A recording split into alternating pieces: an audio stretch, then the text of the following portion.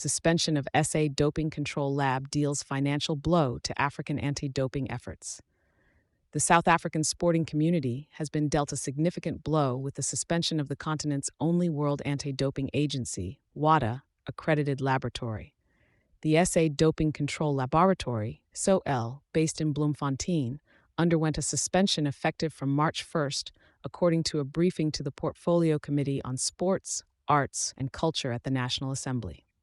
The laboratory, a WADA-accredited institution since 1983 and crucial in the fight against doping in sports, now faces serious financial challenges. The University of the Free State, UFS, which to date has shouldered the financial burden, helps to sustain the laboratory's operations as it receives no government funding. Director Hanno Dupreys highlighted the strain of the suspension on SADO, which emerged following a WADA site visit that identified several compliance issues.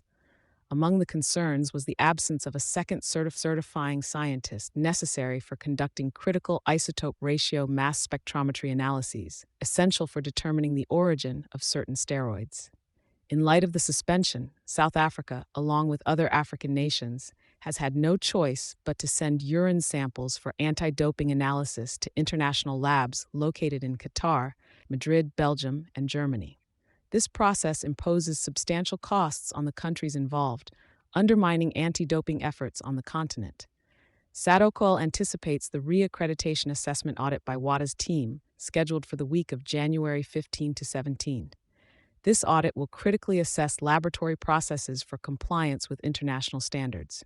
Speaking at the same briefing, SA Institute for Drug-Free Sport, SADS, CEO Khalid Gallant offered insight into the prevalence of doping across sports disciplines. He noted the majority of positive doping results stemmed from athletics and bodybuilding, highlighting ongoing investigations, especially in long-distance running, and an alarming 80% positive rate in bodybuilding tests. Gallant pointed to previous challenges, such as non-compliance issues resolved through legislative changes and the worrying trend of steroids circulating in schools, which SADS actively investigates. The sports community in Africa eagerly awaits the resolution of the SADO's accreditation issues, as its lack not only financially impacts anti-doping initiatives, but also threatens the integrity of sport across the continent. Thank you for choosing Satori News.